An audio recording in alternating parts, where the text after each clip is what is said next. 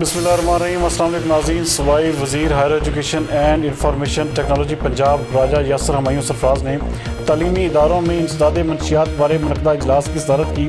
لاہور سے ہمارے نمائندہ خصوصی عرفان خان کے مطابق اس موقع پر ان کا کہنا تھا کہ منشیات نوجوان نسل کے لیے خطرہ بنتی جا رہی ہے، جس کا سدباب ہر صورت میں ضروری ہے، جس کے لیے فوری اور ہنگامی بنیادوں پر اقدامات بھی کیے جا رہے ہیں۔